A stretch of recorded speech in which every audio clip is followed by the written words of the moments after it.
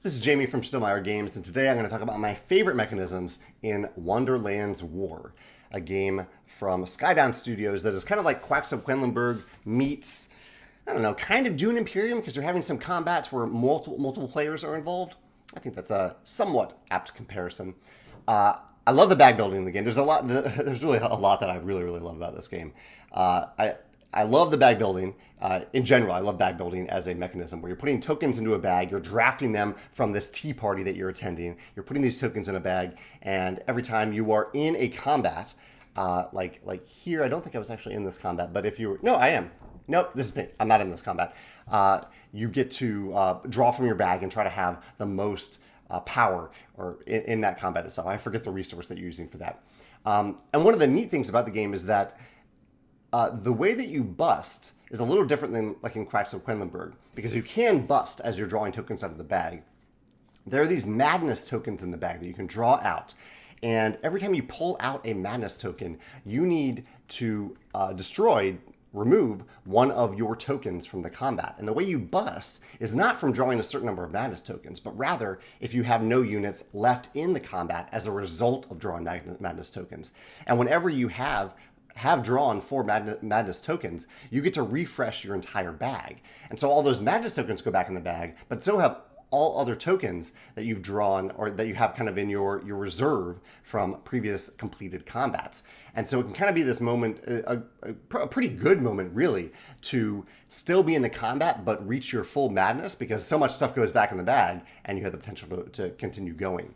This ties to a combat track that I think does some really interesting things, and it has probably my favorite mechanism in the game. It's very subtle, but on the combat track itself, there are spaces that say, if you stop here, you get to forge a token.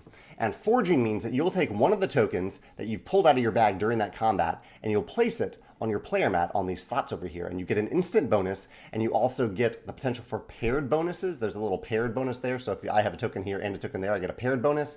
And if you complete a row, you get another special token in that bag. So there are all these good things that happen if you forge tokens onto your player mat.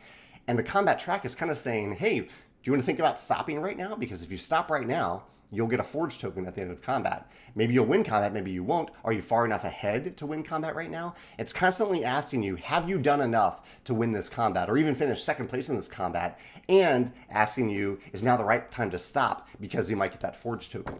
In addition to that, at the end of the track is if you get to 25 power, 25 strength, you instantly win combat. It isn't a race. Well, it isn't exactly a race because you're pulling tokens out of the bag simultaneously. And if at that simultaneous draw you pull a token that pushes you over to the edge of that 25 threshold, you instantly win. So it's a simple track. It isn't too complicated to look at on the board itself. I really can't. You can't see it in the photos here, but it's a really elegantly done track, and I really like the idea of push your luck in combat with tiny incentives to consider stopping along the way, whether they're within your bag itself or on the track itself. On the Tea Party draft, this is how you get more tokens into your bag. I really like that.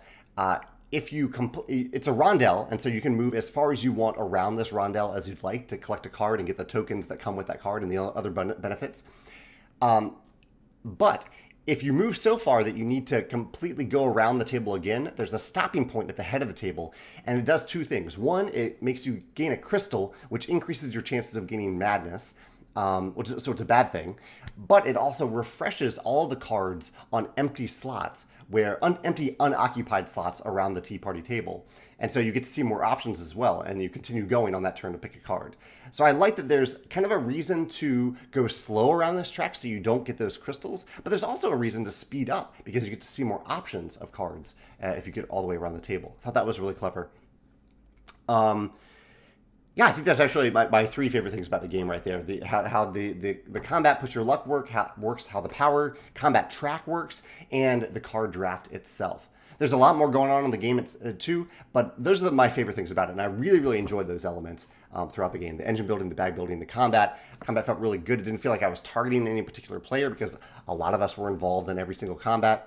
And the rondel draft itself was just really well done. That's Wonderland's War. I'd love to hear what you think in the comments, if you have a favorite mechanism in this game, or if you can think of other games that use similar mechanisms to these. Thanks.